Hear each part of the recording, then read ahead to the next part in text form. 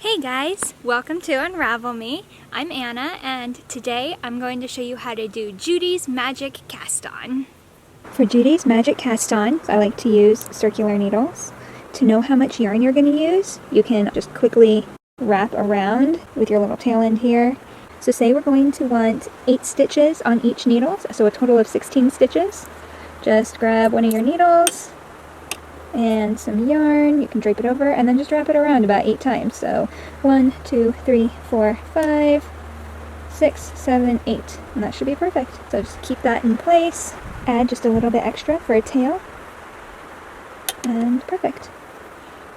Then you're going to want to take your needles in your right hand, and you want the points facing to the left.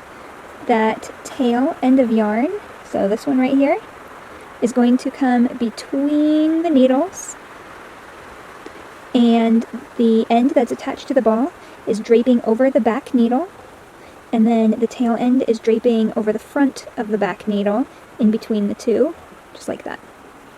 You're going to put your fingers between the 2 strands of yarn and grab the both ends with the rest of your fingers and kind of spread them apart. And now what you're going to do is it can help if that front needle is slightly ahead of the back one, and you're going to twist your hand counterclockwise, rotate your index finger up, and wrap that back yarn that's attached to the ball around to the front of the front needle and over to the back of the front needle. Now that tail end that's touching your thumb is going to be brought towards the back and come up between the 2 needles, and then wrap from front to back around the back needle. And then again you twist counterclockwise. The yarn that's attached to my index finger, which is attached to the ball, comes up around the front of the front needle to the back of the front needle. And that's 2 stitches on each needle. So again, bring your thumb up, and that yarn comes in between and around the back, twisting. The yarn comes up over the front needle and in between the 2. And this yarn that's touching your thumb comes up between the 2 and around the back. The yarn touching your index finger comes around and up over the front needle. That's 2, 4 on each. So again, just slowly up between the 2 and around the back, and up around the front and between the 2. Twisting up around the back, and on the back side here you have what look like little pearl bumps.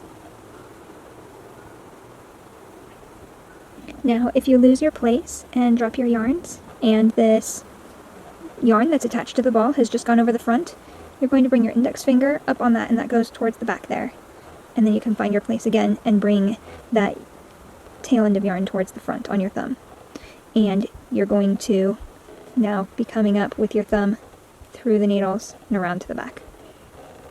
If you've lost your place and you see that the back needle has just been wrapped, and it's the one that's loose in front, that's going to be touching your thumb, and that should be attached to the tail end of your yarn. So put that on your thumb, bring that towards the front, and the other strand of yarn should be on your forefinger. And that's what's going to be coming up next. Just like that. And now you're ready to begin knitting around. So now what you'll do is turn those needles clockwise. So now if you're knitting continental style, that yarn is going to be in your left hand. And I like to hold on to both strands of yarn for those first 2 stitches, because now you're going to slide that bottom needle out and knit into that first stitch. And it's going to be kind of loose because it's just wrapped around the needle there. But you go into it like you would a stitch, and I'm actually going to grab both strands of yarn and knit those. And I'm going to do that for that second stitch as well, just to lock it in. Just like that. And now you can drop that tail end of yarn and just continue knitting with your regular yarn, with the strand that's attached to the ball.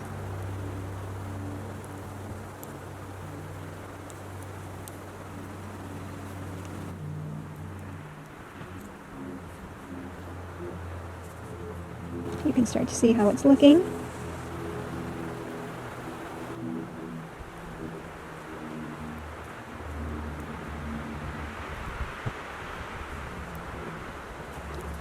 So once you've knit both sides, and you're back to the front. As a fun little tip, if you lose your place on whether you have only done half of a round or the full round, you can see where your tail end is, and if it's at the top of your work, you are now on a new round. If it's at the bottom, you've just done half the row. And that is Judy's magic cast on.